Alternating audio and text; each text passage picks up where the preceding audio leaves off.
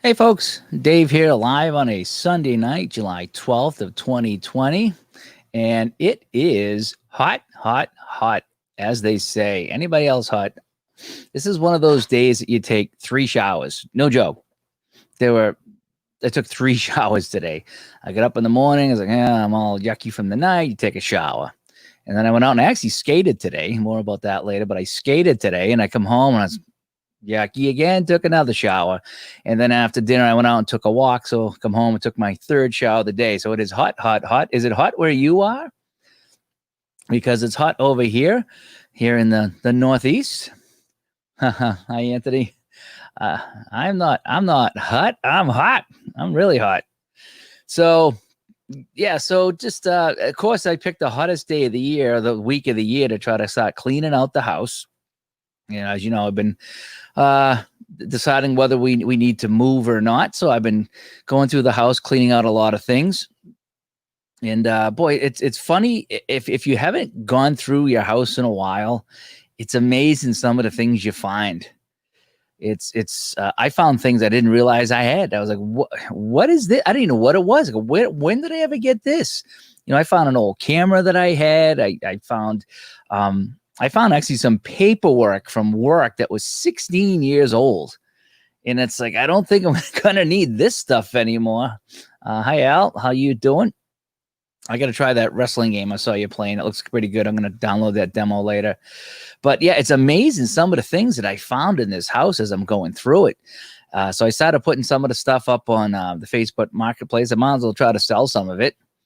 And yeah, Timmy, yeah, it's hot out there. I'm in the basement right now too. I got a couple fans on, so it's probably noisy, but it is hot, hot, hot. As I said, I took 3 showers today. I just went down your street. I didn't come all the way down to your house, but when I took a walk, I headed that way. I head down to the top of the street, just headed back. It was kind of hot out, but I actually skated today outside for the first time in 4 months. 4 months is the first time I've skated. I mean, I went around my circle once, but the street is so bad, I couldn't really get going, so I'm not going to count that, but oh my gosh, I went out there. They finally opened the little hockey court that they have here in town, finally. And I went out there by myself around noontime today when it was really hot. And I think I lasted 10 or 15 minutes and I was done. Now, I know the heat was part of it, but boy, 4 months is the longest I've gone without skating in several years. I even had foot surgery. I think 15 years ago, I had foot surgery and I couldn't skate, but I was only out for a couple of weeks and I came back and started skating. So, but this was the most, no, the court is actually not in good shape. I need to take a weed whacker down there because some of the grass is growing up between the cracks, but you could skate over it and be fine. And it was just kind of just skating around. You couldn't really play down there. I couldn't play a game, but if you wanted to go shoot around on a goalie or something like that, you could, but I don't know, it had a net and it had the fencing. Some of the fencing fell down. So when you went behind one of the nets, you had to duck because the fencing was coming down. So if I was going to skate there regularly, I would try to go and fix it up and tighten up some of the chains and fix the nets. But I just was down there just trying to get a skate in, and it was amazing. And D. Smith, how's it going, buddy? Kansas City. I like the hat. Nice job with that. It's amazing when you haven't done something in a while. And I've skated since I was a teenager, probably 40 years, from the time I was 13 to the time I was 53. And wow, holy cow, I am exhausted. I am exhausted from playing, but at least I got to play. Maybe I'll try to go out there again tomorrow and skate around and try to build my legs back up. But yeah, if we ever get back to playing, actually, it's going to take me a while. And I wonder how many other people will take a while to get back up to speed. Hi, Philip, and Jamie, good to see all you guys. Just jumping on here Sunday night just to say hello to everybody.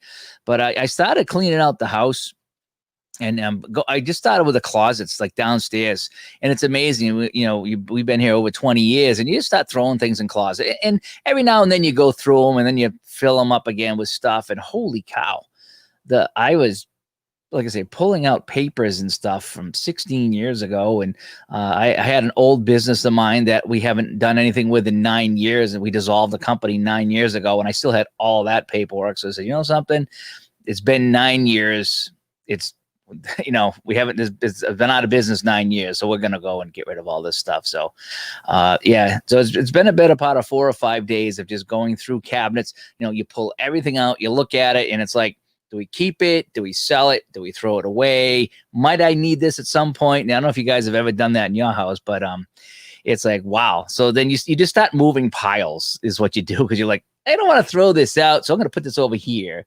And then all of a sudden you get the pile stacked up. You're like, oh man, I can't keep all this stuff. I either got to sell it or get rid of it. So I actually sold a couple things today on Facebook, which is kind of good. I mean, it's all just nickel dime stuff. I wanted to have a big yard sale. I don't even know if we can have yard sales yet. I wanted to have a big yard sale.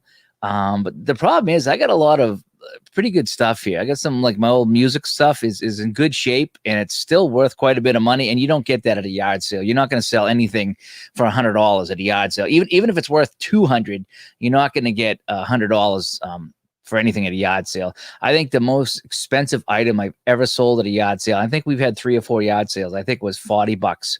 We had a slot machine. It was about half size slot machine. It wasn't like the big one. It was about half size, and it took everything from real quarters to slugs. It was just a novelty thing.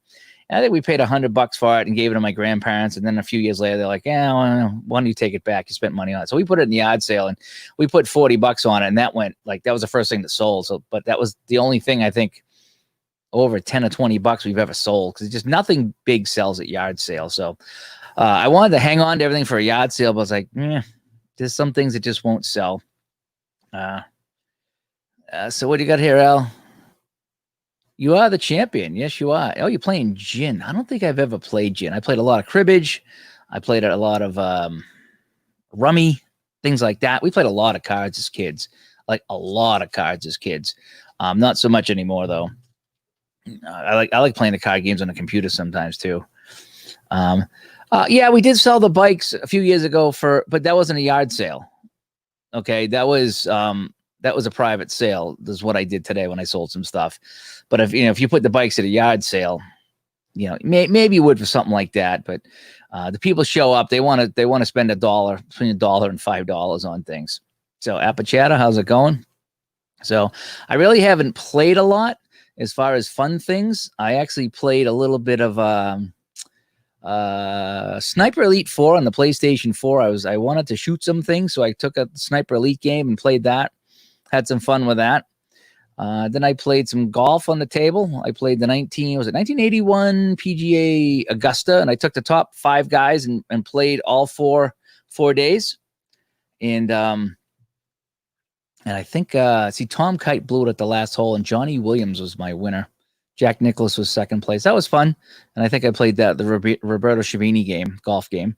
It's just a quick play game. But I went hole by hole, though. That was kind of fun. Cribbage is fun. Didn't we play that in the train? Didn't we try to show Ruppy how to play cribbage on the train? I think that's what we did. But we played a ton of cribbage. In fact, my grandfather taught us that. And he was still playing the day he died. He was playing cribbage in the hospital, from what I recall. So, Dave, you skated today? Lasted 30? Yeah, good for you, man. I mean, I couldn't do it.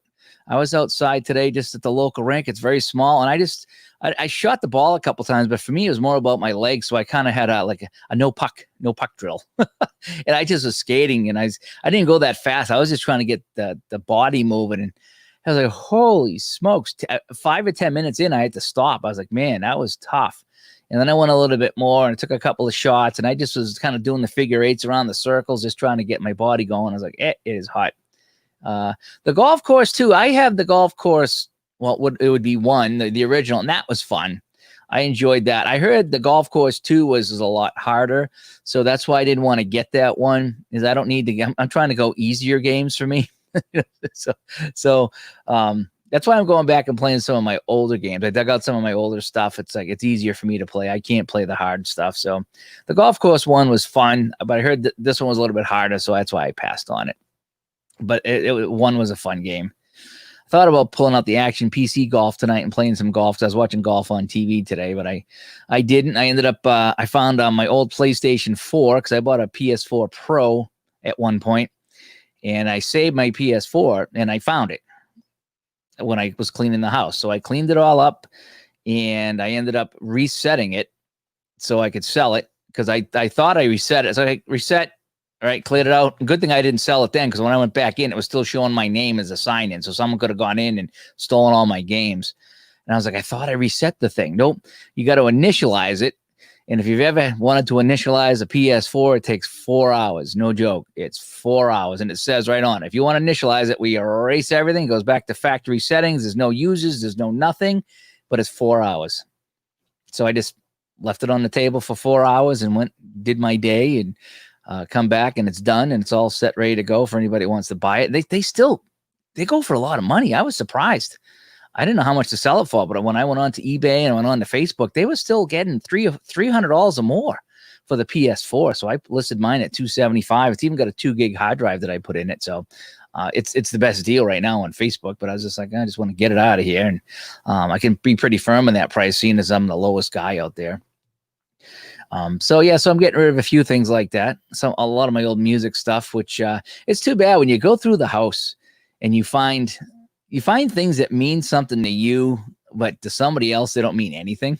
If you've ever done that, and you're like, oh man, I remember I got, oh man, I remember when I bought this thing was like $50. It was the best thing ever. Oh man, I gotta see if I can get like 40 for it. And people are looking at you like, yeah, no, I'll give you 2.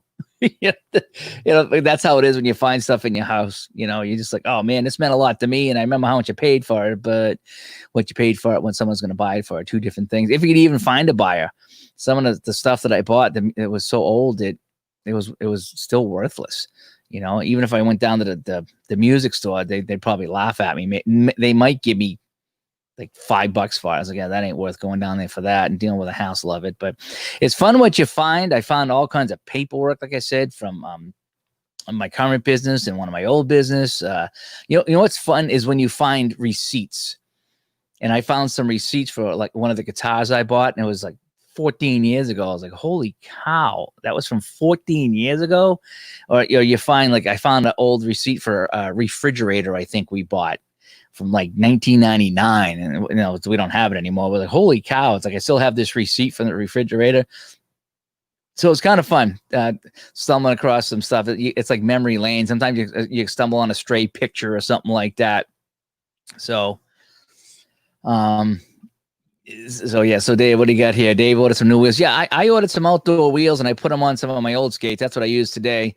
If we can start September 1st, I'd be perfectly fine with that, because it's really hot now, and even in the hockey rink, it's going to be hot. So I'm thinking maybe if we can start skating soon, get a couple of scrimmages in, get everybody's legs going, and then maybe start up for real in September. We'll see. That wouldn't be the end of the world for me, but if we get into September and Massachusetts still is not letting us skate, I have to really seriously think about my future. New Hampshire's skating. They're going. Salem, New Hampshire is ridiculous. They're overbooked because all the tournaments that were playing in Massachusetts went to New Hampshire. Connecticut's playing. I think Rhode Island's playing. I don't know about New York, but everybody touching us right now is pretty much playing hockey except for us. So I can only hope that at some point it's got to open up for us. So, but it was weird. 4 months. That's a long time. I can't believe it's been 4 months already. And I finally get out there, and boy, it took about 5 minutes to get the wheels going and the joints moving again. And then 5 minutes later, I was out of gas. It was funny. It was a good time. But yeah, aside from that, I'm just going through the house. Of course, I got to pick the hottest week of the year to do all this stuff. I still got to go through. I got a whole like a workbench area that I got to go through, and stuff has just been piling up in there. And again, it's stuff you don't want to get rid of. But like, if you really pulled it out and look at it, I probably have like 6 socket sets of all the same sockets. I don't need 6 sockets. You have one, and maybe you go to Sears or whatever, and you're like, oh, look at that. It's only like $10 for a new socket set. So you grab a new socket set, and then you're at Home Depot at one point getting something like, ooh, in the checkout line, oh, I'll get some new sockets. And next thing you come home and you have 6 sets of sockets. It's like, oh, so I got to get rid of some of them. It's just not going to use all of them. I think I got some busted up saws I'm going to get rid of, but just my whole workbench area is a mess. The only good thing about all this cleanup is I've gotten rid of bags and bags of stuff, and I've opened up a lot of room in cabinets and closets and stuff. So I was able to take all the games that I bought. I had all my my Strat hockey, my basketball, my baseball, and then I had the some of the APA stuff that people had sent me, and then I had the play games and a few other miscellaneous games. And I managed to get them. They were all just they were sitting out over here, and I managed to get them all in a closet. And so once you clean off something and it's empty, it looks so much cleaner. So that's kind of what I did is I took stuff out of the closet and threw it away or sold it and then put stuff in the closet that was just hanging out. So things are getting much better. I need to start going back and playing with over here, some of these games here, some of the Sega games. I want to go and take some time and play some of the Sega hockey games and get some footage on that. I did that a couple of months ago. I want to go back and start doing that again. But I'm in the clean mode right now. I'm finding, holy cow, I found pieces of the you remember Rock Band on the Xbox 360? I found my bass. And I haven't sold that yet. I took pictures for it, but I haven't put it for sale yet because I want to go back and play it a little bit more. I did like playing the bass. I had the drums for that. The drums were so fun. And I can't play drums, but the drums were so fun. But I ended up I just got rid of them because I just wasn't using them. But I found some pieces in a closet somewhere that are Rock Band drums that just, that held the things together. So it's like the things you find, it's like all this stuff I can't use, so I'm just getting rid of it. But it would be nice to have the drums here again because I did enjoy playing the drums on the Rock Band. But I'm going to go back and play some of the bass. I think I got my 360. I still can play that, so that should be kind of fun. I just found all kinds of old controllers and stuff, and I went back through all my wires. I found all my Ratcast stuff because I still had my suitcase, big suitcase packed for the Ratcast, and it had like microphones and stands and cables and extension cords and video cameras and mixing boards and like ready to go. So if they said, "Hey, I need you to come down and film a game," I grab that and I go, and I'm all set to go. I just got to grab my laptop. And hi, Bruce. I snuck on here on Sunday night just to say hi. Sean, how's it going? I just jumping on to say hi tonight. So I unzipped the suitcase and was like, okay, let's go through this. And I ripped everything out, and I must have like 30 microphone cables. I was like, I don't need all these. Some I've had since I was 18 years old and playing in bands. So I got rid of the older ones and kept the newer ones. And so it's just kind of over the years, you just collect all this stuff, and when you get 15 or 20 of something that you're not even using one of right now. So I did keep all my microphones, so if I had to if we ever went up to Jucket's house in Vermont and we had a crew up there and we wanted to do a podcast or something, I can set up 4 microphones with a mixing board, and we could record. So I mean, I did keep some of that stuff there. Hi, Gideon, was I talking to you about the golf? I was talking to somebody about the play golf and creating a custom course. Was that you I was talking to? I'm sorry if I forget, but I was talking to a couple different people about that, and they were very helpful. And I think you were one of the people I was talking to. So I dug out the rules tonight, and I was sitting there watching golf on TV, and I was reading the rules on how to create my own course. And well, we could share the Yeti if you wanted to, Mr. Jacket. Okay, it was us on Delphi. Yeah, okay. I think I sent you a message today and said that I was going to attempt to do a local course, 9 holes or something like that. Now that I after your explanation on the Delphi forum about the layout, it made everything completely clear. So now when I'm going back and reading yes, you did the course tutorial. When I'm reading the directions now that I bought from Play, it didn't click. But after I read your tutorial, when I read the directions again, it all clicked. And I was like, oh, wow, finally I get it. Because I was half getting it. And when you explained it, and then I went back to play the instructions, I was like, okay, so much better. So I was like, yeah. So now I'm looking forward. And I went to one of the sites you put on there too. I clicked on one of the golf sites, and it had like the 2D view and the 3D view, and it had all the courses listed. And you can click on one of the courses, and it gives you the overhead view of all the holes. And I was like, holy cow. So you could pick any of those courses, see how it looks, and just jot down your notes and make that course in that game. I was like, oh my God. I was like, I could, see myself just going nuts, making courses for that at some point. I was going to try my local courses here. There's one that I used to play at all the time. The one that I got the hole-in-one on. I got a hole-in-one in that course. It's only 9 holes, and it was really just a local course. But I thought about making that one for fun. Although, I mean, it's even the par 4s, I would imagine the pros would be hitting the green in one. Me, it would take 5 times to hit the green, but a lot of the pros would hit it in one. But it was just a small course. I thought about making that one for fun. And that's the one thing I enjoy about the Play games is they're pretty good about allowing you to build homebrew stuff, as you call it, or customized stuff, or, because they would never make the golf courses in my neighborhood. Why would they? So, but they give you the tools that if you want to, you can make courses. So I bought the game, and I bought one course pack from them, but I must have downloaded 20 or more courses that people made. So I got more courses than I'll ever play with that right now. And I got them from all over the world. I made sure I didn't get just United States. I got Japan, I got Canada, and I got a few other places. So now when I do my fake events, I can, like I say, I had the Kaiju Classic out there in Japan, for the Kaijus. So I enjoy stuff like that, but it's fun reading that. I haven't got to did you do a tutorial on making golfers yet? I don't know if you did a tutorial on that, because that's the other thing I would do. I'd make a bunch of people here in the chat room and have a tournament with them. That would be kind of fun. I already know what Jucket's card would be, so you don't have to help me with that. So Ron's card's all done, by the way. It kind of looks like this. Yeah, it's nothing on it really. Kidding.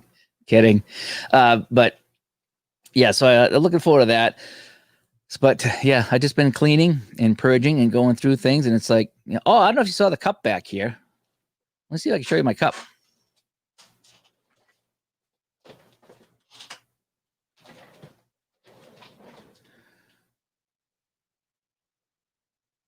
Yeah, so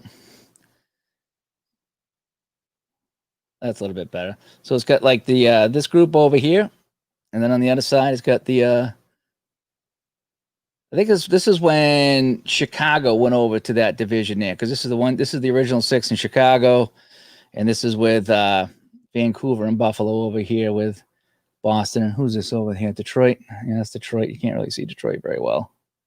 Got that glare on it. There's Detroit right there. So this is an old cup I had as a kid. Found it in the house somewhere while I was just cleaning out. And yes, you would still beat me, Jacket. You would cheat, but you would beat me. Yeah, but interesting to see about doing a golf player, because the play stuff is really good. It's just sometimes it's you need that little nudge to get what they're saying, I guess. Sometimes what I'm trying to say, sometimes you need just a regular dude to write the instructions out rather than the guy that wrote the game, because he knows what he's talking about and sometimes can't convey it. Where if someone gets it and can convey it in layman's terms, it's like, oh yeah, I get it now. Hi, Dominic. Shootout hockey, so fun. Oh my gosh, that's my go-to game. I could play that all day. There's no way to control who is on the power play. It's all just when you flip the card or roll the dice to identify the player, that's who's on the power play.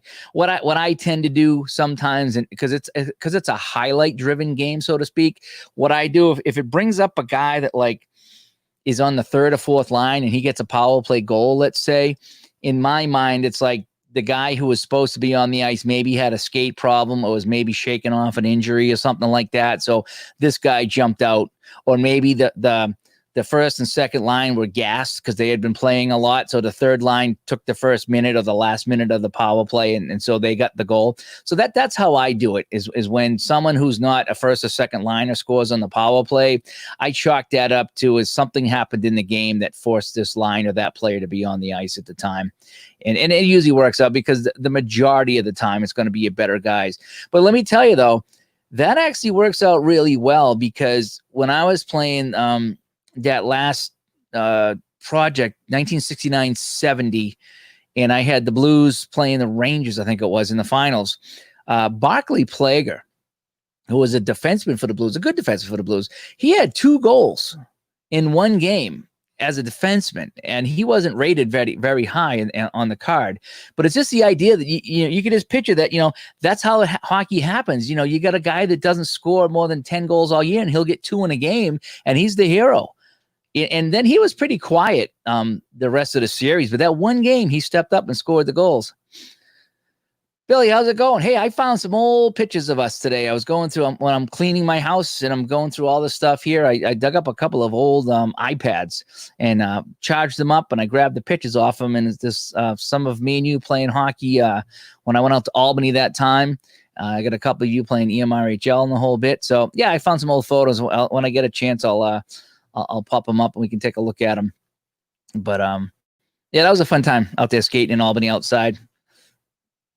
I'm not sure if it was Albany we were in, but yeah, it was out that way. So I get pictures, of us at the house with all the dogs that trip. So I'm going through and I'm finding all these crazy things as I'm cleaning out the house here. But yeah, the shootout hockey, Dominic. Yeah, there's no way to control that. But again, if you wanted to, I suppose, if it was one of these things where you kept finding that third line players were scoring goals all the time, then you could just, if a third line player scored a goal, just flip another card and just say, yeah, well, I'm not going to do that. Because I do that once in a while, especially for the power play situations where it's just, if it's always a power play, yeah, no, I'm going to skip this power play. It's just too many. So make it fun for you is what it is. There's no right or wrong answer. So, yeah, jeepers. Yeah, are you playing outside down in Florida? Because we're looking, if depending what happens here, we're thinking about, looking for other places to go. I didn't want to go as far south as Florida because I know how hot it is, and I probably wouldn't play hockey down there, and probably wouldn't go for walks. Probably wouldn't have a dog because the alligators would be eating them down there. So I didn't want to go that far, but we thought about maybe Carolina or something like that. Going down that far. I didn't really want to go west out to Arizona. I really don't want to go west. I'd rather stay East Coast. But yeah, I can imagine it'd be brutally hot out there. Because I played outside today. It was like 89 degrees at lunch when I went out today and skated for 15 minutes and junk. I was just soaked. But it was fun to skate again. That's for sure. So are you playing is it roller hockey down there or deck hockey or street hockey down there? I forgot you were playing. I know Frosty was playing. I think Frosty was playing street hockey in New York, wherever he is. Although I think you can play outside now. So some of the guys here are playing outside. I haven't done that yet. Like I said, it's just too hot. And good thing I didn't try to organize anything outside yet because I wouldn't have lasted. If I was like refereeing, I wouldn't have lasted today. So super humid in St. Pete, Florida. Yeah. I didn't, that's the one thing I didn't realize about Florida is that it was kind of humid. Because I know Arizona gets hot, but it's a dry heat, as they say. And everything up here is humid. So I didn't know Florida was that humid, but I guess it is. It's just, when it gets really bad up here, it's sometimes at night when it's been baking all day and you open up the door to go outside. It's like a wall hits you. It's like, oh my gosh. Acton. Really? Is the ice out in Acton? I was told we couldn't play because we were set to open up yesterday and they canceled us, as you might have seen my video last Monday and how upset I was about that. But I know that Salem, New Hampshire is playing because I'm seeing them up there all the time. Oh, so it is ice hockey. I didn't know you could play. I mean, I think you could skate. I mean, I guess technically if I wanted to, I could rent the ice and skate with 5 people as long as you stayed away from each other, but you couldn't have any scrimmage games or actual games is what I was told. What I'm hearing, the ice hockey community, the powers that be are starting to lobby to open up ice hockey. And I guess what they're saying is that, unlike football and basketball, with ice hockey, there's no skin to skin contact. Your equipment head to toe, there's no checking, there's no fighting. There is some contact from time to time, but it's not nearly the contact in other sports, and there's no skin to skin contact. So they're trying to use that as leverage, I guess, to try to get hockey open back up so we can stop playing again, which would be great. I need to start exercising again. Guys need to get out of the house and do something besides, create problems. So, hockey's better than creating problems. So,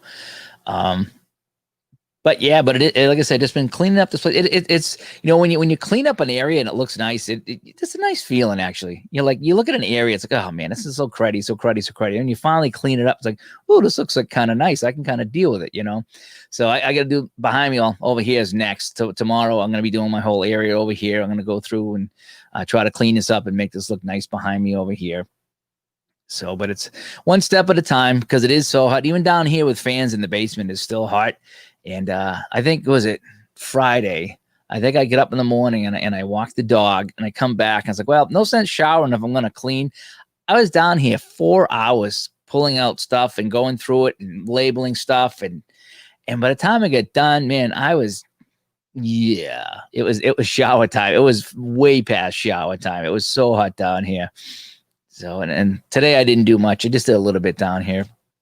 But now I gotta go. The area that my workbench is in with the furnaces, it is roasting in there. So that might be like a nighttime project because it's just going to be too hot during the day. But when that gets done, that should look really nice. I hope so. Getting rid of, like I said, I get 6 sets of ratchets and stuff everywhere, and but the thing is, you never know what you're going to need, and that's the hard thing about when you're cleaning the house, is that you find stuff and you're like, I might need this someday, and I don't want to buy it again. And I've done that so many times where I've thrown something out, and you're like, oh man, I could really use, it's like, so I got this right here. I got this weighted, Scotch tape dispenser, and you're like, check it out, right? And next thing you're on here, and Christmas time comes, like, man, I really wish I had a weighted Scotch tape dispenser. Oh, I threw it out. So I didn't get on the Staples, and you buy it again, and then you just put it right back where it was, and all you've done is just waste money and buy the thing again. It's so hard to get rid of stuff. It is so hard. I found some music stuff. Hi, Larry. Good to see you in here. We're just kind of chatting on a Sunday night. I was trying to cool down. The sun's going down over here. It's so hard to throw things out because I found some, like I said, some old music stuff that is probably not worth a lot. But if I wanted to replace it, it would cost some money to do that. And I'm like, well, do I just throw it out? Do I try to sell it? Even though I don't think anybody would buy it, but it still works. I could still use it for something or other. So it's in the maybe pile. So I got a huge maybe pile going on right now. Because again, this stuff that you're like, man, I would never buy this again. I don't think I could sell it though. So what do? Holy smokes, 104 here in San Antonio. Is that like a radio station? And you'll listen to KSAN 104 here in San Antonio. We were thinking about Texas. That's one of the places on our list we were looking at. Not 100% sure, but we were thinking about Texas. Like the Seals, where are the roots? And the roots of liking the Seals was just me growing up in the early 70s is what it was. And it just watching them, just a cool name, cool colors. They kept changing the name, changing the colors. And then they finally left, and they just, I have a thing for defunct teams is what it is.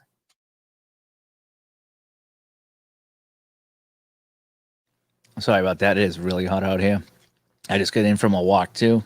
I'm trying to walk twice a day. I'm tempted to go to the gym, but then you have to wear a mask at the gym. I might go up tomorrow. I got to see if I have anything I can breathe through, and I might try to do a little bit on the rowing machine tomorrow just to see if I can do it, because I do want to get back into that stuff. But boy, with a mask, it's really kind of tough. 73 in Milwaukee. So that ain't too bad. Milwaukee, that's pretty good. 73 is good. It's dropping. I don't know what it was here. It was in the 80s all day here today in the Boston area. Right now it is Las Vegas, 115 degrees. Good thing I'm not in Las Vegas. 72 in Pittsburgh. 84 where I am right now. What else do I have on my phone? I have Las Vegas, 115. Connecticut, 81. Buffalo is 75. Worcester is 84, and Portland, Maine is 84 degrees as well. So I actually, what I do is, in the weather app here, I was just put in all the cities that I was traveling to or had traveled to. And I just think it's fun when you're sitting at home, you're like, gee, I was just at this place a couple months ago. I wonder what the temperature is, just start thinking that. So all the places that I traveled to, I would put in, but Las Vegas, 115 degrees. Wow, that's unbelievable. Hi there, Rob. Good to see you. I saw you're doing that golf product. That looks pretty good. 102 in Dallas. Oof. Place to play hockey down. Okay, that's what I need to check out, because I need to go. If I go someplace, I need to find close to a hockey rink so I can either work or play or both. Is the plan. But again, it all depends on how quick they open up over here. I mean, if they're going to wait another year, I'm not going to be here in another year. Hopefully, it's just another few weeks and get back to it. But we're even talking about later on in life too, because at some point the wife's going to retire and she might not want to deal with the snow. So I don't know what she's going to want to do. But there was a place in Florida I stayed at when we did the ESPN3 gig.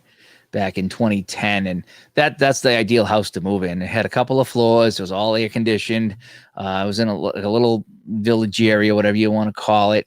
I don't think it was that far from anything, but it had but when you walked out the back, it had that like screened in thing that Florida has to keep the bugs and the alligators out, and it had like a small pool and a hot tub in the area. And I think it had like a little bar area or a seating area. You could probably put a TV in there. So, I mean, you could get up in the morning and have coffee in the pool, the hot tub, and watch TV. And just, the only thing is that that's all you could really do down there. It was so hot. I was like, oh man, what am I going to do?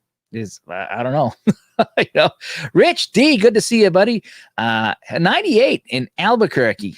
No humidity. Oh, see, yeah, that's what I hear about Arizona and New Mexico, is that it's no humidity. That's the way to go.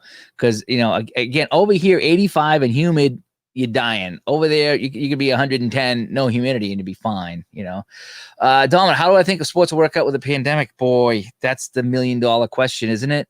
You're already seeing different sports players backing out already, and they're just like, no, I don't want to risk it. It's just, they don't need to. People like me need to go back to work. People like me don't have millions of dollars in the bank that can probably never work again if we don't choose to. We have to go back to work, and we have to risk it, so to speak. Guys like that, I kind of don't blame them. If you have the money and you don't have to work and you want to see what happens, then see what happens. Perfectly fine. But one of the Bruins backed out today. I saw that. It's less hockey than anything else right now. They're all up in Canada right now. So, but how would I think it's going to work out? The way they're talking with baseball, it's not going to happen. They're talking about baseball being the first one to fall. And what's weird about baseball is they're outside and they're not near anybody. That's the thing, is they're not near anybody in baseball.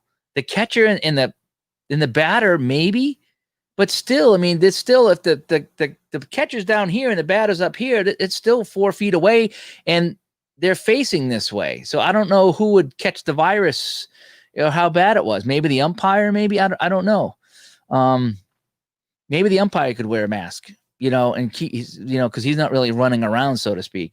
But baseball is the one that they're the one fidgeting. Baseball is, and they said they might even start and just quit. So that's going to be the tough one. And what do you do if you stop playing a handful of games and you stop? Do you include those stats, or what do you do?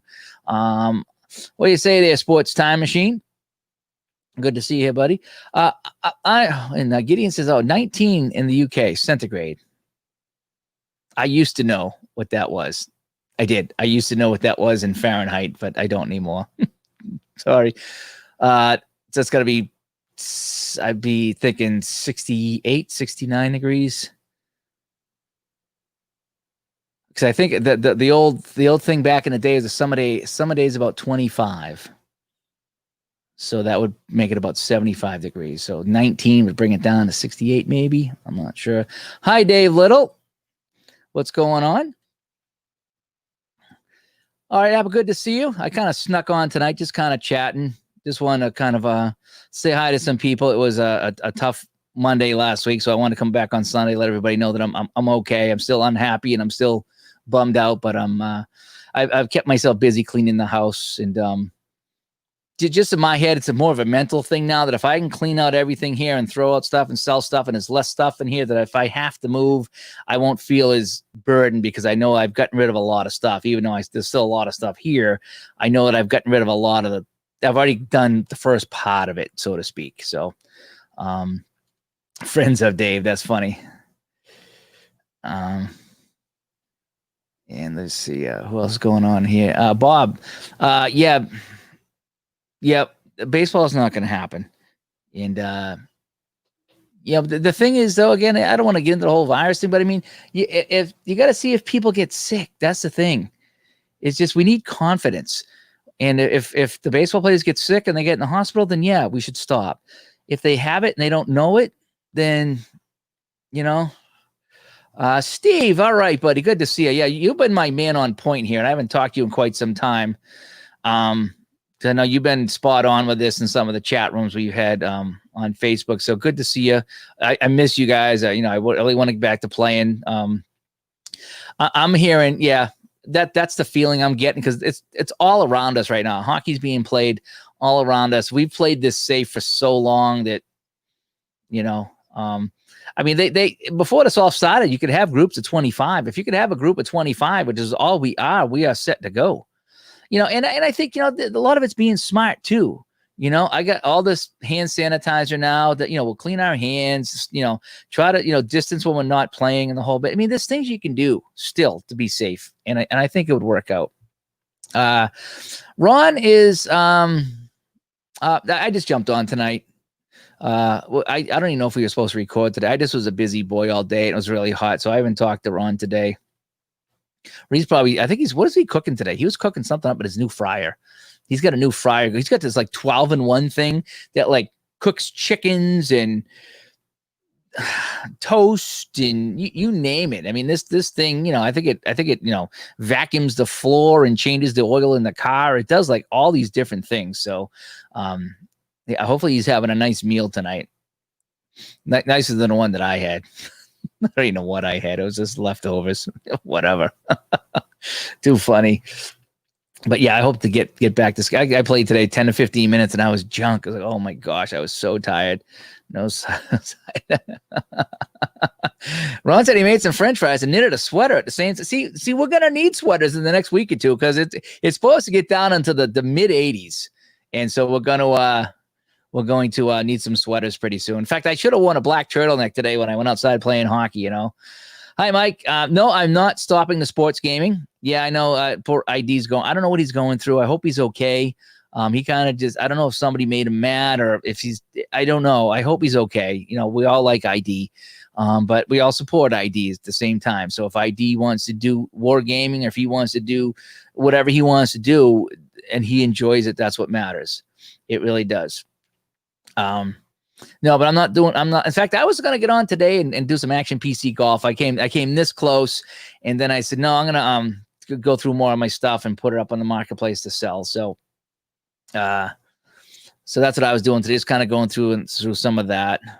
I did pull out the Play Golf. So I think I might have another tournament coming up this week with Play Golf. That is so fun. I was trying to explain that to a friend of mine the other night. I was like, how do you explain cards and dice golf? Kind of hard to explain, but I was talking and I said, you ain't gonna believe this. So you start off with all these guys and you whittle it down and then you play hole by hole and it looks like you're watching it on TV and you're on the edge of your seat because one guy's 6 strokes back and if he doesn't birdie this hole, he's out. And you roll the dice. Oh, he survives. He's still in the tournament. And then all of a sudden the top guy birdies and it knocks him out anyway. It's just it's hard to explain the excitement you can have rolling dice on a table with golf. And you get 3 guys and one guy bogey, so he falls back. Another guy birdie, he comes up and it comes down to the 9th hole and he shoots 3 over. Now he's out and somebody else moves up. And I think Greg Norman snuck on. Greg Norman was 2 to 3 back the entire time. He was like par, bogey, birdie. He was just playing even golf. And the other guy started falling back. And next thing you know, Norman went from 3 back to 2 back to 1 back. With 2 holes left, Greg Norman took the lead. And him and the other guy both, I think they both birdied 18 and he won by a stroke. And it was edge of my seat and so much fun. And the wrestling's been fun too. I don't know if you guys saw the wrestling results I've been posting. That is fun. You use your imagination in that wrestling game because it tells you what happened and then you fill in the blanks and it's just really kind of fun. There's actually another wrestling game, the Power Wrestling something PWS. I got to go try. I'm going to download the demo. Saw Al playing that. So I want to check that out. That looked kind of fun. Have I tried the Play Golf computer score program? No, I don't think I have. I just been doing it manually and it works. It works pretty well manually. And then I can just post the results. I've been using PowerPoint. Boy, I don't know why I never used PowerPoint before. Probably because I like to use Word a lot, and then Word was useless for stuff like this. Excuse me. And then I get into Excel. And Excel was great because you could put in images and move them all around, and you could have the spreadsheets and stuff. So I was using Excel probably the way I should have been using PowerPoint. So in the PowerPoint, it's like, oh man, look at the backgrounds and the design ideas they give you and it formats stuff for you. And you can put anything anywhere, however you want it in PowerPoint. It's just a big sandbox. And I was like, wow. Yeah. So I've been using PowerPoint now to put my results in and it looks like a TV broadcast. It looks pretty cool. At least I think it does. And so I'll be using PowerPoint probably for all that stuff going forward in the future. Let me see. Larry played finished a golf tournament this afternoon. Where did you play and who won and what groups were you using? I have I think I have 94. I have the all-time greats. I have 80 or 81. I think I have 3. Then I have the fictional set. So I got 4 sets of golfers. I got the one that came with it, which I think is the best of, was it 2010 that came with it? The best of 2010. I bought the all-times, and then I bought 94, and I think I might have bought 80. I think I have 4 sets. So, yes, yeah, it is fun watching the leaderboard change when you're playing those things. It really is. And what's even fun, too, is that in the History Maker golf is that the best guys play last, and so they're staggered. So I had one guy, I think it was Tom Watson in one of my events. It was in like the middle group. I think there's 6 groups that tee off, and he was in group 3. And he had a great round. So he ended up gaining like 4 strokes. So he when he finished 18, he was tied for the lead. And so all the other guys were still, they still had 3 or 4 holes to play out. And so if they bogeyed, that meant, Tom Watson was your leader. And then when they parred, they were tied again. So you could just picture Watson sitting in the clubhouse watching this thing. And it does. It's like you're watching it on TV, and every time you roll the dice and you go, oh, you see what happens, and you check it out on the chart. It's just fun. It's just fun, and it's relaxing. And the thing is, I don't care who wins the golf. Just like the wrestling, I don't care who wins the wrestling. The hockey and the football, I get a little bit more passionate about with the local teams because I have teams I like and teams I don't like, so I get a little bit more emotional with that. But the wrestling and the golf, I just play along and have some fun. And yeah. Too many I hear you. That's why I backed off on some of the projects, so to speak, except for the golf tournaments with play, which I try to play in 2 days. I try to play a couple hours one day and a couple hours the next day and get it done, and so it doesn't hang around too long. But most of the other stuff I do is onesie twosie. Although I did do the 69-70 playoffs, I did replay all that, and that took about a week to do. That was fun too. Although the Bruins got bounced in the first round, so it was kind of tough going forward. But it was a good time. Yeah, it's a good problem to have. It's always fun to have different things going on. Although if I have too many products going on, I get lost and I forget about them. So I would rather do a quick tournament or a quick playoffs or a one-off or something like that, and just enjoy that. And then I'm not committed. That's the thing about a project. It's like you feel like you're committed to it. And that way, if you play a couple games and it stinks, you can say, okay, well, that was fine. Now I'm done. Let me go play something else. That's what I do. Hi, Bill. Ron's. I think Ron's in the chat room. He's kicking around tonight. I don't. We might jump on tomorrow. I don't know if we're going to jump on tomorrow. I know, but we got to record Digital to Dice. We haven't done that yet. Let's see. Use the fictional golfers. I have them, and I thought about giving them a go with them, but every time I pull them out to play, it's like I do want to see names that I know. And it's like the all-time greats. I know most of them, and then the 94 set, I know most of them. And the other set I got, which is 1980 or something like that. It's like, yeah, I think I know most of them. So I go to pull out the fictional ones, but then I'm like, yeah, it's fun, but I still want to right now play with the guys I know. Let's see. Did I ever find a way to enjoy Apple Hockey as a tool involved? I have not yet. I think the thing with Apple Hockey is somebody sent me that so I could try it. But I'm not 100% sure if I have everything, because when I watched ID play it, he had charts and things that I didn't. And in no way am I upset with the person that sent me it, because I had someone else send me some other Apple stuff too to try. So obviously I'm not upset or blaming anybody, but I'm just thinking maybe I don't have everything. Maybe there's something I'm missing. And if I bought it new and had all the charts and had everything here, that it would make more sense. That's the only thing I can think of, is that maybe that I either have an older version or maybe the newer version spelled out better, because my booklet's this big and the booklet that he had was that big. So maybe that would make a difference. So I'm not giving up on it. I think at some point I would probably, I think if I found somebody local that played it, I would probably buy a new game and then go meet him and sit down and have him walk me through it. Because hockey's my game and I enjoy it. That was almost like a play-by-play type of hockey thing, where the puck's in the corner, you battle the corner, so you gets the puck. The shot is blocked. Who blocked the shot? Where did the puck go? That is way more involved than any hockey game I play right now. So right now, it's much for me, but at some point I might love all that detail with the Apple hockey. So I think that's going to be a in the future thing to play. But right now, where I am in my head, my mental state in my life, and I'm enjoying the lighter play games like shootout hockey and the quick play wrestling, the ultra quick wrestling, and then stuff like that. So, Ron's here listening, and he's making sweaters right now. He's knitting sweaters. Hopefully, the banners behave. Yeah, here's the thing: is we keep talking about this banner, right? I'm going to call it the banner or the new banner. Okay, he says he ordered this new banner like 6 months ago, and ever since he got in the wrestling match with the other banner, we've heard hiding our hair about this new banner, have we? I don't think he ordered it. I think he's just. I don't say he's lying, but I'm gonna say he's lying about this banner, because there's no way this banner should be taking 6 months to get to him.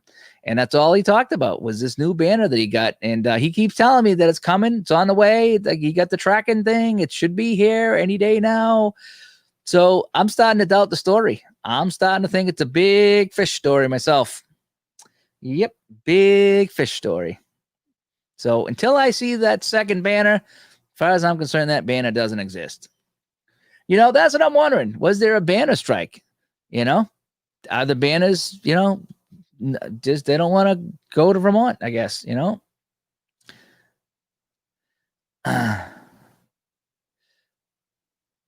Yeah. That's the thing is I haven't played the 1980 Olympic hockey.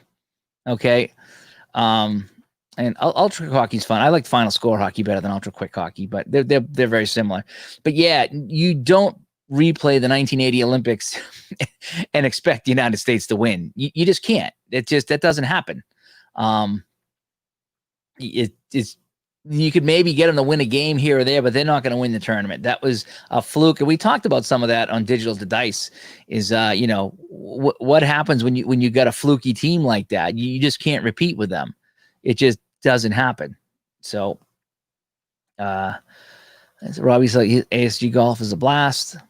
It looked pretty good. If it wasn't so expensive, I would check it out. But I got the Action PC. I got it fairly inexpensive. I got a ton of courses all on sale, and so I really don't want to invest in another golf game at this point here. I do like, as much as I complain about the Action PC, it's pretty fun. Clams. What are we talking? Clams? No, we're talking banners. Hi, Al. Yeah, I got to check out that wrestling game. Murray Bannerman. Now, he was a Chicago goalie. Oh, yeah, Rich, you got the Chicago Cubs up. Yeah, so you should know all the Chicago goalies. See, D. Smith, what do you got here? In the crease hockey. I think I tried that. I think I tried in the crease hockey. I think I would like the cards and dice version better, because I think you can do the demo of in the crease, and I got it, and I was completely lost, and I just didn't have fun. And maybe with cards and dice, it would have been a little bit better. But I think having the computer, I don't know, it didn't click for me.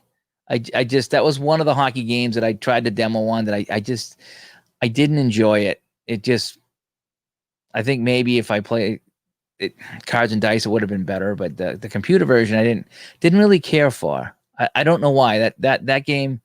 Maybe if I gave it another try, and maybe if somebody sat down with me but I tried to follow along with it, and I didn't care for it. It just wasn't my cup of tea. That's all. And I couldn't put my finger on it. I couldn't put my finger on why, but there was a basketball game in the paint that I was looking at too, and that was the same thing. And I was like, wow, I just, just couldn't follow. And I asked somebody one time I was playing, he goes, yeah, you get an ice cream headache sometimes playing this game, but it's still fun. I was like, yeah, I couldn't follow it. 80 was a fluke. Nobody expected that. Yeah, didn't expect that. No one expected those kids to win. Yep. In fact, if you guys remember that they played some exhibition games and in Madison Square Garden. And I think the Russians beat them like 10-1 or 10-2. They destroyed them in Madison Square Garden. They played a couple of warm-up games before the Olympics, and they get done that, and it was just like, wow, the Russians are just going to crush everybody. And then they got into the tournament, and they lost to the U.S. I think that might have been the only game they lost, and that's the only one they needed to lose. So, Miles, how's it going, buddy? Thank you for the kind words. I got some not so kind words earlier today, and it kind of had me bummed out this morning, but it's nice to get some kind words. So people just like being mean sometimes, I guess. So whatever, you can't help what people do.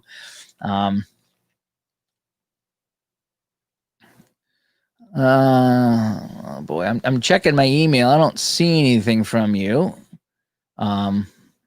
Is that girl in the bikini? Is that from you? Or is it that recipe? I don't know. I'll check it out later. Do I enjoy EA Sports Video Hockey? I did. Like the ones behind me over here, the Sega Genesis, I did. Xbox 360, I did. In fact, one of my favorite ones was I don't know if it was 11 or 14. The first EA Sports Hockey game that you could sit on the bench.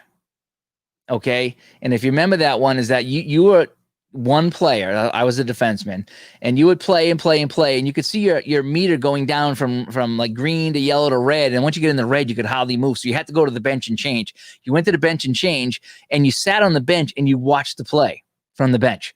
And then your meter went back up. And as soon as you got into the green, you hit the button and you called the guy off and went back on. Now, it was a little unrealistic because, again, you would play a minute or two and only sit for a few seconds. But the idea was you were in the game a lot, but you still had to change up. It felt like playing hockey. For the first time ever in a game, I felt like I was playing hockey because you couldn't play the whole game, and you needed to stay in your lane and play your position because otherwise you get bad feedback from the coach, I think. That was so fun. It was so fun. That game was so fun. But the newer games now, as I talked about, I'm looking down and like, okay, what button do I hit? And I'm looking at my hands rather than watching the TV. And so I can't play the new games. Yeah, and that's the thing is they're made for younger people. And probably about 4 years ago, we laughed on the Game Hounds. We laughed about this, is that I'm not the target demographic anymore. I'm not the 25 to 50 anymore. So when they start doing these games, when they have the settings and they have all this crazy stuff going on, it's over my head. So for me, they just kind of, they got too good at what they did, and they push people like me out, almost with like computers with some people. Some people were fine with some basic computing skills, but once you got crazy with it, they're like, I'm lost. So that's how I am with the video games. I don't really play too much new stuff anymore. I'm just not, my coordination's not that good. I can't hit all the buttons in time. So for me, like I said, I enjoy the Cars and Dice stuff, the PC stuff, but I'll go back and play the older stuff. But that one EA Sports Hockey game was fantastic. It really was. Probably the best one though was the this one. Where is it? 2K5. Yeah, that's the best one. 2K5. I think that's still the best hockey game to date. Aside from anything on the Sega, anything 2K5, whether it was the football, the NFL 2K5, which I have too, that was probably still the best football game. NHL 2K5 was great, and I think that I don't know if I have the basketball and the baseball, but that 2K5 series, actually, it was actually made by Sega, for the PS2 and for the original Xbox. I think it was unbelievable. Just they hold up to this day, and just everything about them is fantastic. So the 2K5 is what I really enjoyed too. But I didn't get the new hockey game. This is the first time in probably, since 1992 when I started buying the Sega games. I bought the new hockey game every year. And even the newer systems, I didn't want them, but I would wait till they go on sale and picked it up. And even last year's I picked up, but the new one I haven't got. And that's the first time, so I think I'm kind of done with that, the newer stuff. So I just play the older stuff. Going into the spam folder. That's funny. No, you guys are funny.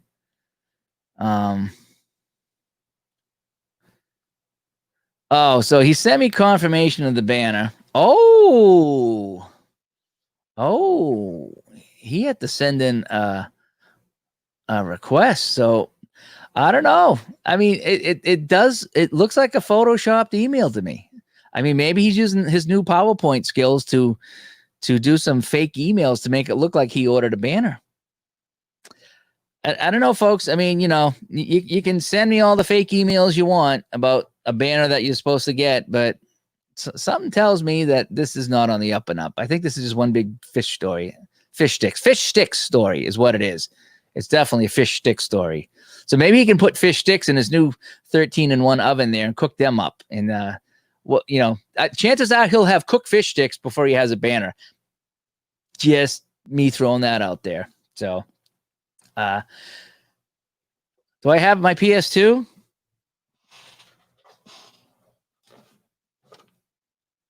I do. I have a couple of them.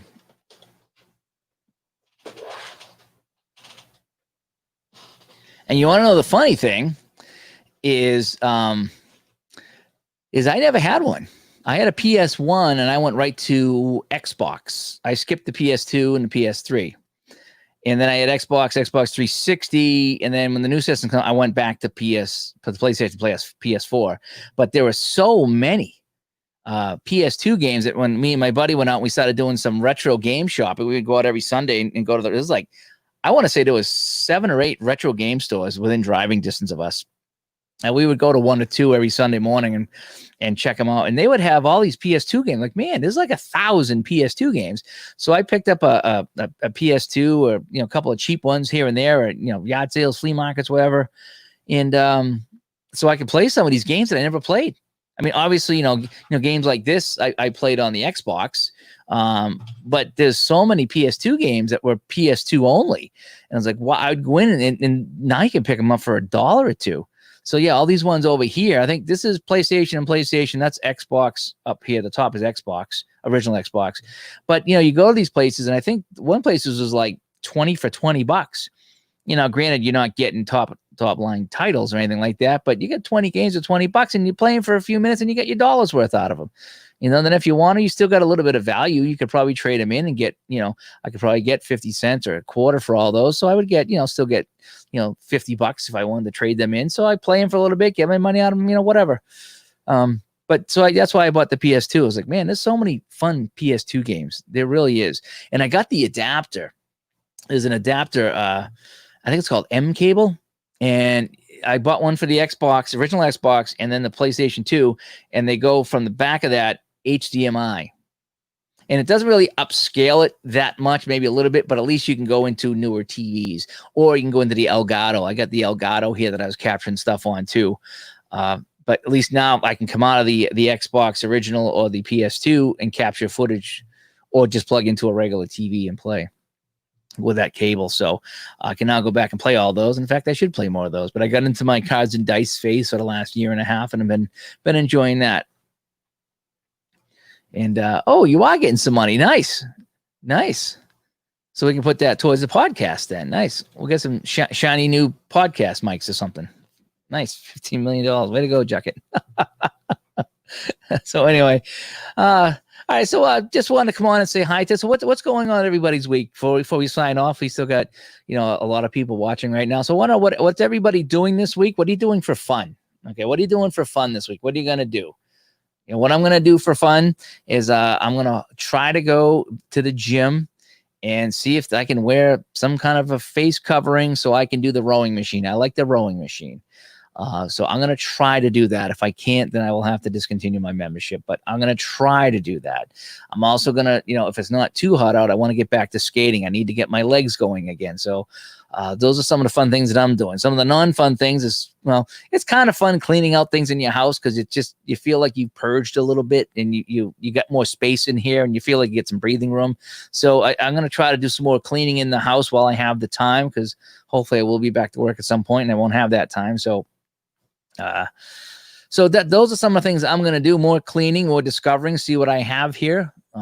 Hopefully selling some things on Facebook there that people have, but I'm going to try to get back to some gaming. I pulled out the Play Golf. I'm trying to design my own courses we talked about earlier with the Play Golf. So I'm going to try to find some of the local courses and maybe put that together. Either that or I'm going to do another tournament here. Those are fun. They're 4 or 5 hours of gameplay, but they are fun and they're relaxing.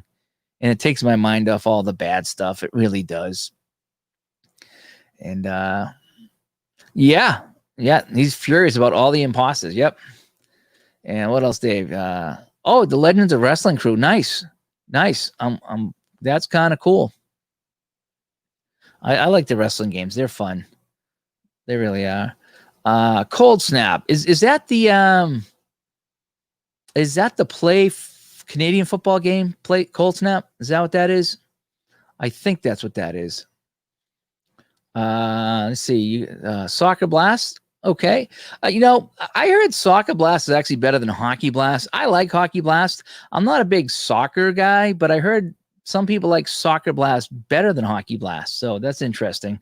I guess another project. Cool. Yes, I am going to walk. And I gotta drop some weight. I got my heart procedure coming up, so I want to drop some weight for that. I need to try to get a little bit of healthy if I can. So it's been tough because until the summer was here, we were just sitting inside because you couldn't leave, but now you can go do some things. So we all need to try to get rid of the 10 or 15 pounds that we put on sitting in for the last few months. So let's see. D. Smith. Oh, you get the tax deadline. Yeah, those are coming. I got mine done somehow. I just did. I just went, let me get them done. Thursday and Friday, some gaming, hanging out by the pool. Good stuff. Dugout Stats Baseball. Nice. Let me know how that goes. Because I enjoy my my Strat Baseball and I like my All-Star Lineup Baseball. Those are the two baseball games I have. But if there was another game if I get into another baseball game, it would have to be easy and have to be inexpensive, because I really don't want to get into another game that's got, $15 or $20 seasons. It needs to be somewhat affordable so I can pick up a few seasons that I like and find a game to play and enjoy it. Robbie's got some ASG golf coming up as he's got his tournament going on, and some PC replay, some soccer. That's kind of cool. Oh, and that is the Canadian football. I was looking at the play football game, but it's a long game. And who knows, though, because the golf is a long game, too.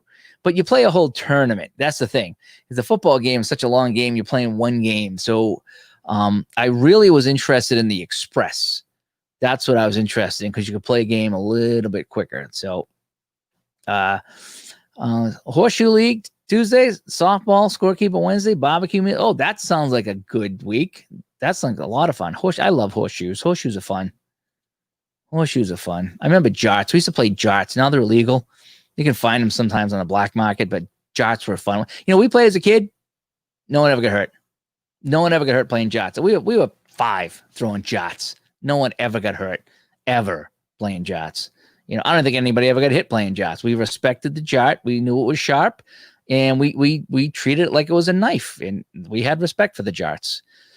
Dave, yes, I saw that. I don't know if I'd want to do that with Digital to Die. I'm quite happy with the Facebook group. I don't know if there's something else I'd want to monitor and have to deal with, but I'll check that out. I think I saw that because I'm not on Discord much, but I'll check that out and see if I can join that as well. Dugout Steps is not easy. Probably not right for me. Okay. Yep. There's a couple games that people have said that they know me a little bit and they're like, yeah, that's probably not the game for you. So cool. Thank you so much for letting me know that. But let me know how it goes, Second Season Express is best football game in under 20 minutes where the individual plays. Yeah. That's what I'm kind of hoping. Because I saw the guys playing it play by play, and it was just like, okay, here's a handoff. Is the guy this? Okay, flip. Okay, check this. Is the defense this? Flip. Check this. Is this? Flip. Okay, 2-yard run. That was if you're doing that, what is there, 120 plays in a football game? If you got to do that 120 times, that's a long game. So I can see how the Express would work well. I'm kind of hoping they come up with a basketball game, because they showed that off a little bit, and it looked like it was very similar to regular season basketball. So I couldn't. Regular season basketball.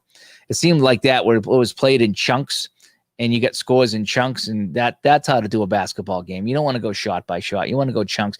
Maybe go chunks until the last minute, and then maybe have some plays, like you do with golf, like what I do with the Roberto Chavini golf game is that I go round by round for 3 rounds, and then I maybe take the bottom of the pack and finish out just the round score, but I take the top guys and go hole by hole at the end. So you get a big chunk of it done, and then you can do it. So maybe that's how to do the basketball game, is go, chunks for chunks for the first quarter, the second quarter, maybe the end of the first half have a little bit of, action, and then third and fourth quarter, and then the last, like I say, you don't have to turn on a basketball game to the last 2 minutes.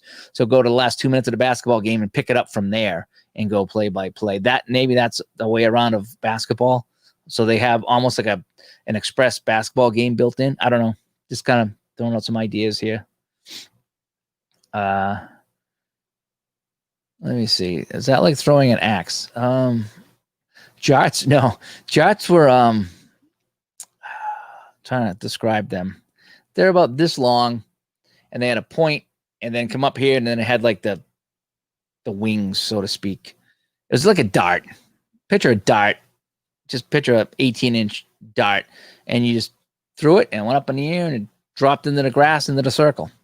So it was basically darts with but they were bigger, and you threw them like a horseshoe, if that's what you're asking about.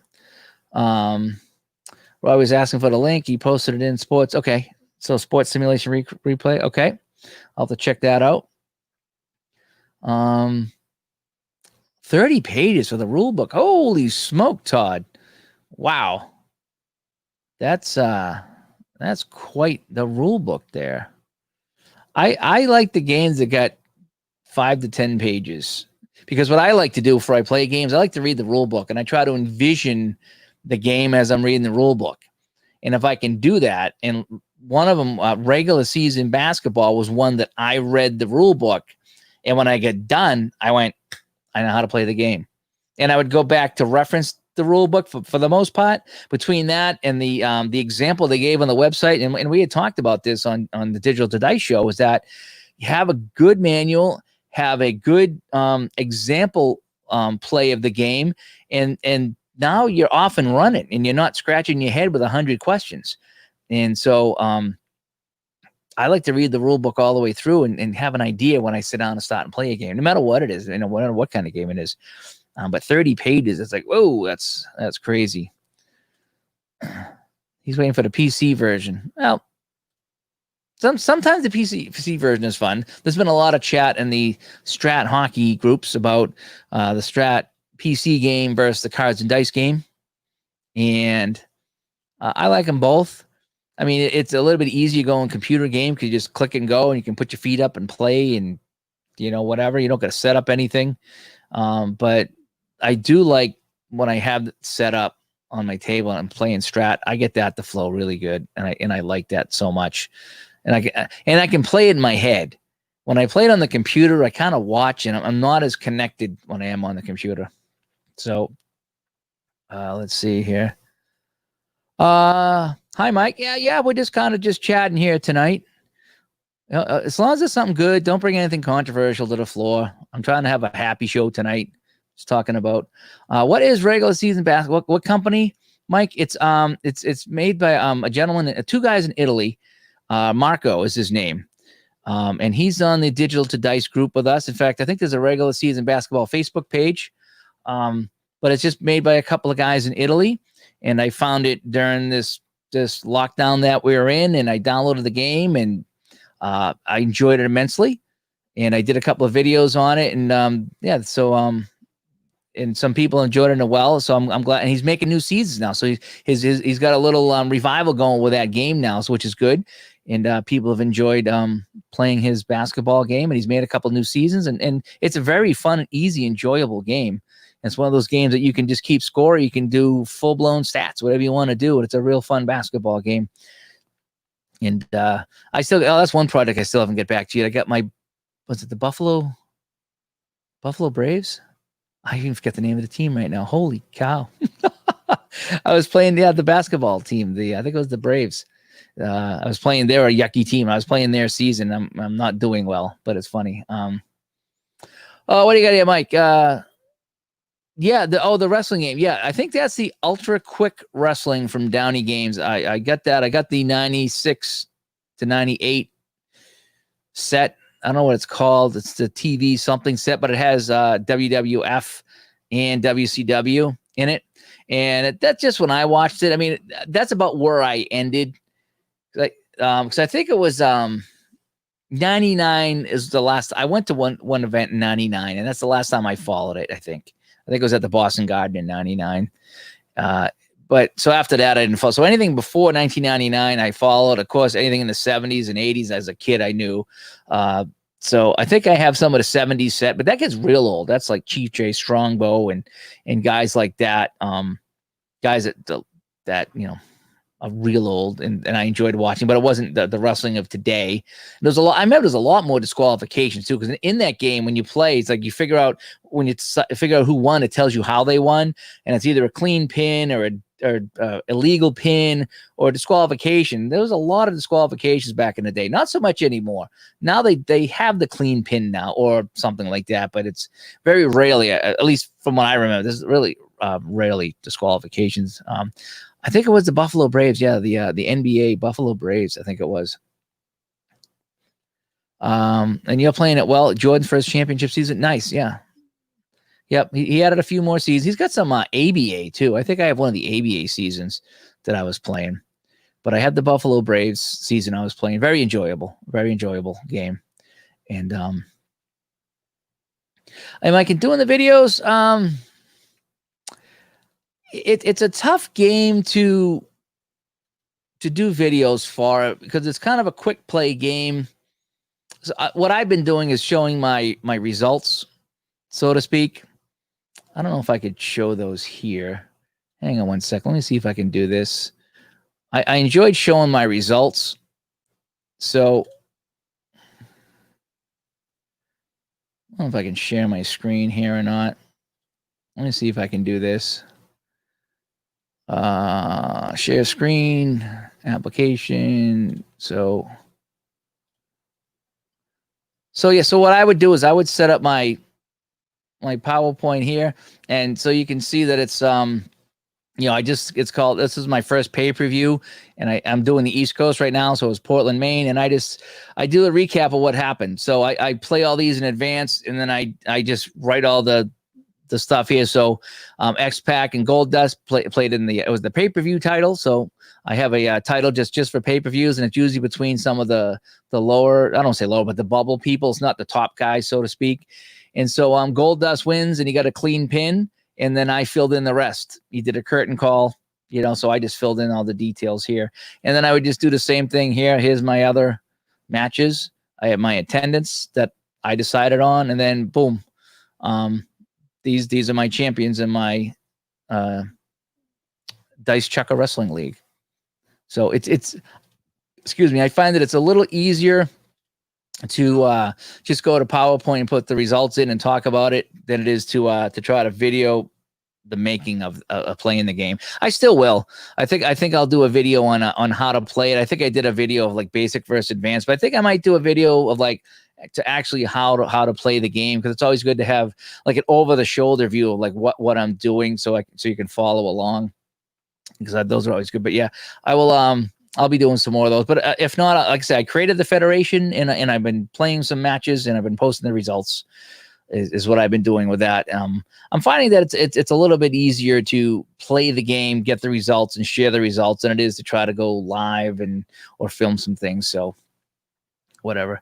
The Undertaker is okay. I have the Undertaker as my top rated bad guy. Is what I have the Undertaker for, and Stone Cold was my top guy on the other side. But as it went, Stone Cold fought Ken Shamrock, who's the bad guy. And Shamrock cheated and won. But when I rolled the post-match roll or whatever it is, it said that after the match, the two foes team up to go fight for the tag team championship next week. So, and that's such an 80s thing to do. It really is. So Stone Cold and Ken Shamrock teamed up, and they fought. I forget who they fought for the tag team belt, but they won. So I have a face and a heel that have teamed up under the tag team champions. So when Stone Cold did that, Shawn Michaels was my second rated good guy. So I had him fight. I didn't have him fight the Undertaker, I don't think. I forget who he fought, but he won the title. Oh, Roddy, was it Roddy Piper? Roddy Piper was up there too as far as one of my bad guys. So I had him fight Roddy Piper for the title. So, but that's a great thing. You create your own matches. You can do whatever you want. You don't have to have the top guy fight all the time in that wrestling game. That's really kind of fun. Yeah, yeah. How that is it easy to learn how we wrestle? There's a lot of wrestlers that come with it. It's over 100, I think. There's a lot of wrestlers that come with that game.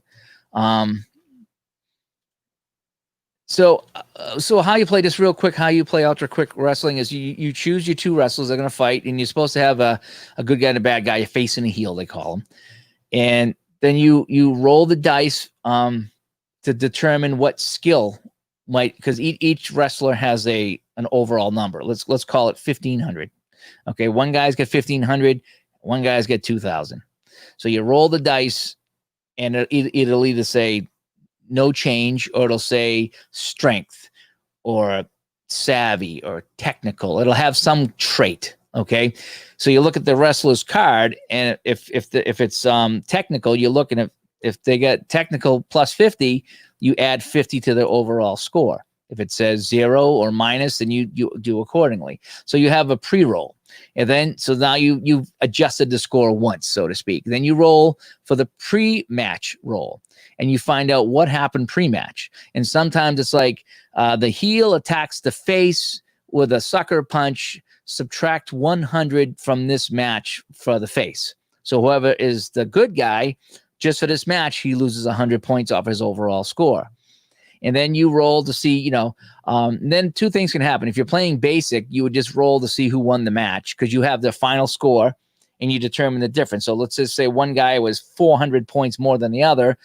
So you'd go to the chart that said, this guy is favored by 400 or less, and it would tell you 1 to 55 on a roll of 1 to 100 who would win the match. So in basic mode, you would do those 3 steps. It would tell you who won the match. You roll the dice to see how he finished. Did he pin him? Did he cheat? Was it a DQ or whatever? And so then that would be that. In the advanced mode, you would do the skill check, you do the pre-match check, and then you do a in the ring check.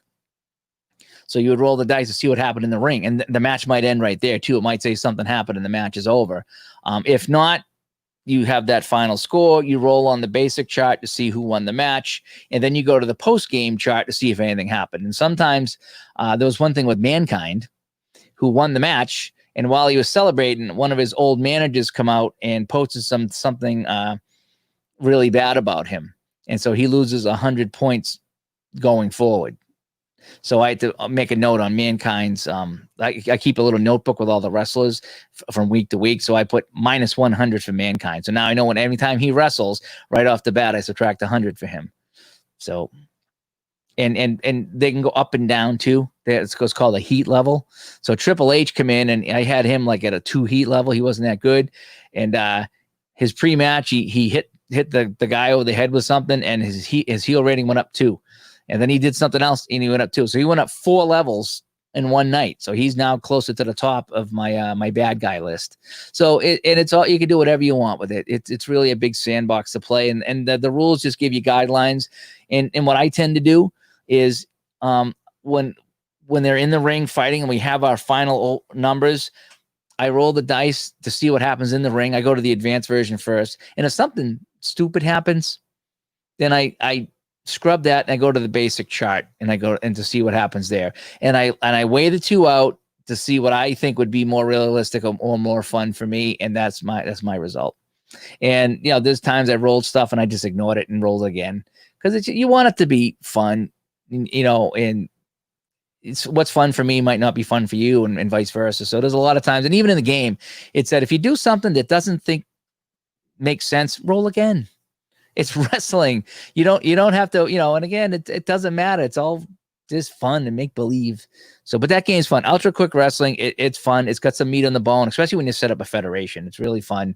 And you can see that the rivalries happen. And what's great about the advanced mode is that you compare the heat levels of the guys, and that determines if it's a low heat, a medium heat, or a high heat match. And that determines what shot you roll off of. And of course, the high heat match are the bigger rivalry matches with the better guys. And so there's more of a chance for something to happen before the match, or there's more of a chance for something to happen in the ring or after the match. Because sometimes you can roll normal and it means nothing happens. But the higher the heat, the more action that happens, and the more craziness that happens. And then there's also the unusual chart too, where you can roll on that and anything can happen on the unusual chart. So I use both the basic and the advanced, and I roll to see what happens in each, and I pick the best thing for me, and that determines the match. And then I go to my PowerPoint and I make my notes on it, and I'll share it. And I could make some videos with the PowerPoint stuff too, but maybe I will. Maybe I'll take the camera out this week if I get a chance and just drop it over my shoulder and play a couple and show you how I play it.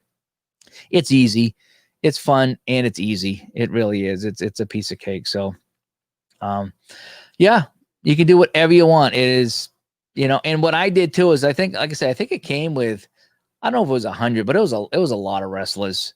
It really was, at least 70, because when you start in the federation, they say take 30 for the federation. So I went through and I chose, the top 20, I call them.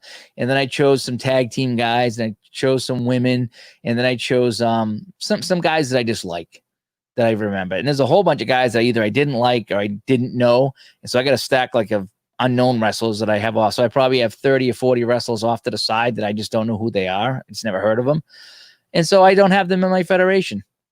So I wrestle my top 20, but every time I have a match, and you saw when I did the PowerPoint, is I go into what's called the bubble, the guys that are not in the top 20, and I just randomly check 2 guys out, and I try to get a good guy and a bad guy, and I have them fight as the opening match of the night.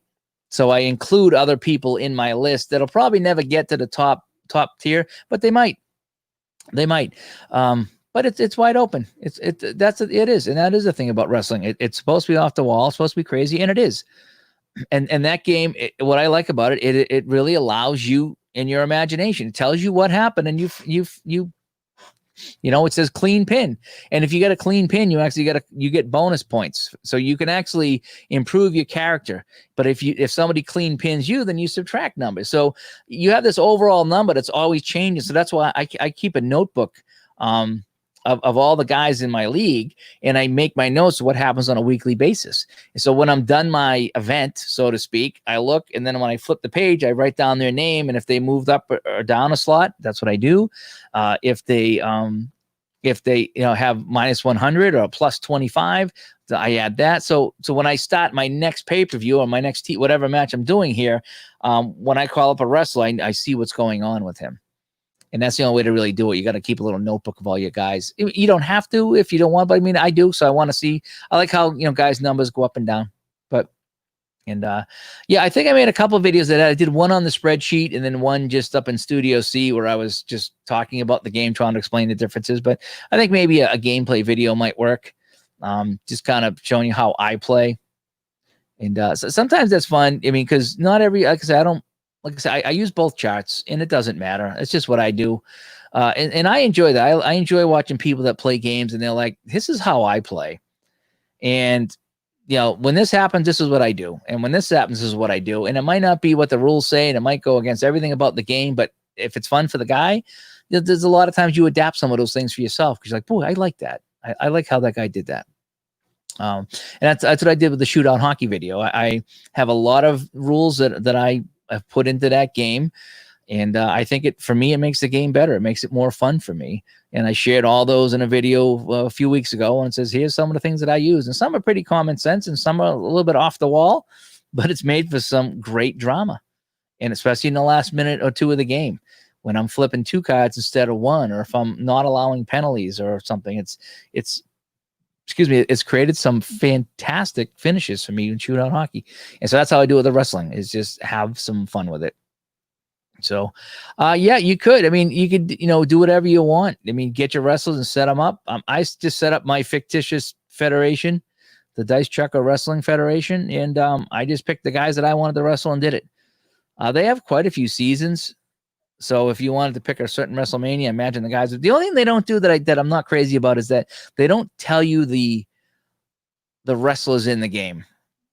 That I wish they do on some, I think, but you go blind a lot when you're buying some of those. And it'd be nice to know who you're gonna get in Ultra Quick Wrestling. Luckily, that the year that I bought had a ton of good guys, and I think I have some 70s stuff as well. But you do get a lot of good stuff with the Ultra Quick Wrestling. It's, so just pick the year that you want. I think they have some newer stuff too. They have some of the newer years. I don't know most of the newer guys, but I have Hacksaw Jim Duggan. I like Hacksaw Jim Duggan. He fought the Intercontinental Championship and he lost it. I like X-Pac and Shawn Michaels and all those guys, and Billy Gunn and the Road Dogg, Jesse James or something like that. Yeah. Oh yeah. No, I imagine that there's some issues like that. In fact, I don't even know if all the names are exactly the same. I think they might have fudged some of the names. Like Andre the Giant is just called the Giant, but at 425 pounds, I assume that's Andre. But some of them are called by their actual name and stats. So, but whatever. Hey, Big Paulie, what's going on? I've been trying to follow some of your stuff here on YouTube as well. Let's see. Do the chats come in the game? The current wrestlers available? Let me double check that right now. I think you got to buy the parts. Okay, but it's really inexpensive. So if I just go here right now, so we're gonna go to the wrestling games, and if I go to Ultra Quick Wrestling, which is the one that I have, it's $3.95 for the parts. I think you do need the parts. If you get the Ultra Quick Wrestling, which is $10.95, I think you get the parts and you get a season. So you get the 1991. So that's the one that I think I have. So 91 comes with 84 wrestlers, and I think you get the parts with it. And then you can go back and get more seasons. So I got the what is the one I got? Ultra Quick Wrestling TV Wars 96-98 ebook. I got 96 to 98, and I printed out the guys. They have 86. That's the other one I was thinking about getting. But they have 04, 07, 08, 2010, all the way up to 2018. They have a hardcore book. They have a best of Texas book, Minneapolis, Eastern Territories from the 60s, Mid-Atlantic from the 80s. They have a ton. They got a ton of, I would imagine that there's something in there that you would like if you're a wrestling fan, all the way up through a couple of years ago. Oh, that is the Big Show, not Andre the Giant. Oh, yeah, because it said WCW on it. I don't remember Andre being WCW, so maybe well, he's Andre the Giant in my league, so it's not the Big Show. So maybe I don't have. Oh, maybe Andre wasn't around in '96. Maybe that's it. I don't know. I'm using him as Andre the Giant, so I don't know. It's my federation. Oops. Yeah. It probably was the Big Show. It just said the Giant. I thought it was Andre. I didn't realize Big Show was in it back then, but yeah, it's fun. It like I say, it's fairly inexpensive. For $11 you get the game and the 1991 set, or for $4 and what I say it was they're between $11 and $14. The 96 to 98 was $14, $13.95. Oh, Jeepers Creepers. 191 male wrestlers, 12 females, 12 managers, interview cards, referee cards, specialty matches. Yeah, so you get over 200 wrestlers for $14. So that was a good deal. Yeah. So I said 70. It was 200.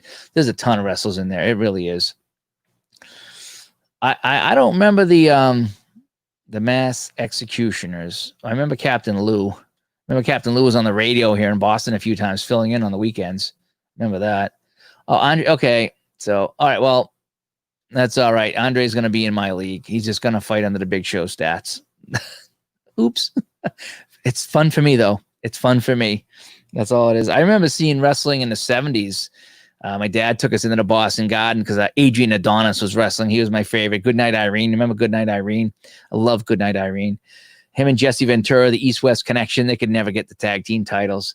And that was the thing back in the day. The titles never changed hands. It was the same guy forever, and Fujin Saito had the title, and they were fighting Chief J Strongbow and his brother Jules, 2 out of 3 falls. I was there for that. I saw Adrian Adonis almost beat Pedro Morales for the Intercontinental Championship, but he didn't. Put Irene on him, and he didn't fall asleep. I was like, come on. Classy Freddie Blassie. Yeah, he was on the radio here. I think it was WAF radio here one time when I was a kid. He was on the weekend. The Grand Wizard of Wrestling. Yep. I remember he died when I was a freshman. Remember that. Bruno had it for long. Yeah, Bob Backlund, who was probably the most boringest wrestler. Sorry. I just found him very boring. He held it the entire childhood of mine. He held it. Come on. But I remember watching Sergeant Slaughter. Jimmy Snuka was pretty good. Roddy Piper, all those guys. So yeah, wrestling's a fun time, and that's a fun wrestling game. And like I say, I set up my own federation. I set up my own rules, and I play and have fun and see who wins. And then I just make up how they won, and it's just fun, and that's what it should be. So yeah, it is my league, and so instead of the big show, I have Andre the Giant. Who's gonna know, right? Who's gonna know? And you go up. Oh, there you go. You take it. Yep. WWF back in the day. Yep. I remember it was WWF. You know, I remember Andre the Giant would fight two guys, right? And he'd win, of course. He would stack them up and sit on them for the pin. It was funny. The next week, one of the two guys would fight Andre the Giant. It's like you and another guy couldn't beat him. Why do you think you can beat him on your own? And he would just get beat up. It was usually like Barry Hart. Remember Barry Hart?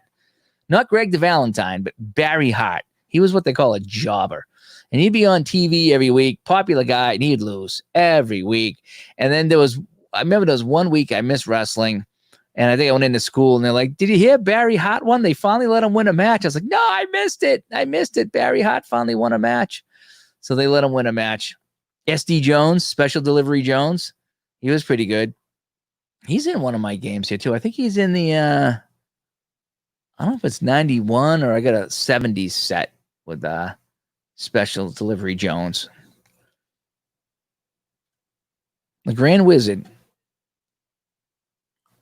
Oh, he rented a car from your dad. Nice. The Grand Wizard of Wrestling. Some good. Yeah, wrestling's a good time. Good time.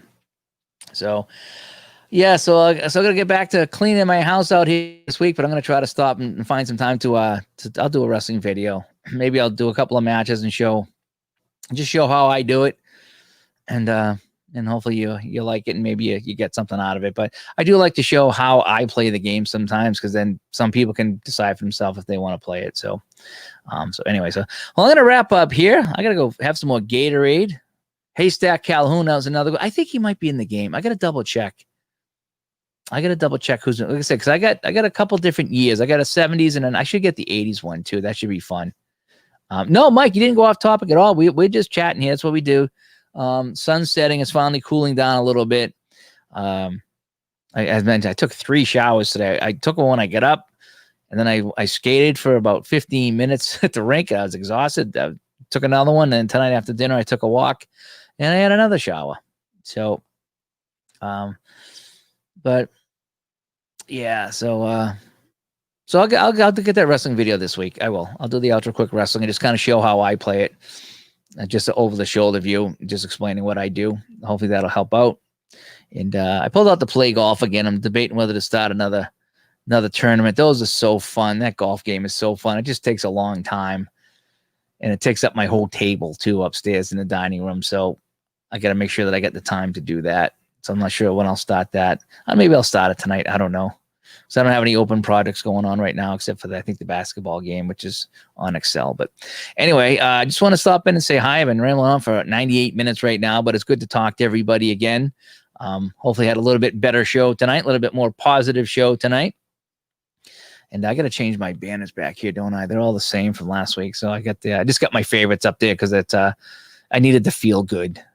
After a couple of bad weeks, I needed to feel good. So I put things up that made me smile, so to speak. So I will change up those as we get going. Let's see. So what do you recommend for the game? What do you mean? Oh, as far as it's whatever season you enjoy. They have all kinds of seasons with all kinds of wrestlers. I'm trying to think if they don't list them. That's the only thing, they don't list them. So if you wanted to go to 1985 Eastern Territory, they don't list the wrestlers. You have to read the description to see if that's something you want. And I wish they would, because it's $11. So if you buy it for $11 and you don't know anybody, it's kind of, it's like, oh man, I bought all that, Bruce, Laura, thank you for tuning in. Hopefully things are good. We got to get out there and see you guys soon. Hopefully this thing is going to pass sooner than later, and we'll come out and we'll say hi. Maybe I'll bring that golf game and show Bruce how to play that golf game. Maybe he'll like it. And all Rob, oh, I love Rob. Rob's great. Rob's like your uncle there. You know what I mean? That you sit and you chat. He just plays a game and then he talks for an hour or two, and it's just a good hangout with Rob. Rob's so fun to hang out with, and I'll put him on while I'm doing something and just listen to him talk, and I'll chat once in a while. But it's just kind of like you feel like you're sitting outside on the deck having a beer when Rob does a video, and everyone's just kind of chatting. That's what's really great about the Rob videos. So anyway, all right, folks, thank you so much. I hope you all have a good week. I don't know if we're going to be on tomorrow night. I got to talk to Ron, see what he wants to do. We got to do our annual 1 year anniversary Digital to Dice show. We didn't do that this weekend, so I'm kind of hoping we'll do that either Monday or Tuesday. And we got a lot of listener comments to get to as we do. We celebrate 1 year of Digital to Dice, and we start year 2 coming up later this month. So thanks for tuning in, everybody. I'm Dave. Hope you guys have a good week, and we'll talk to you later. Bye-bye.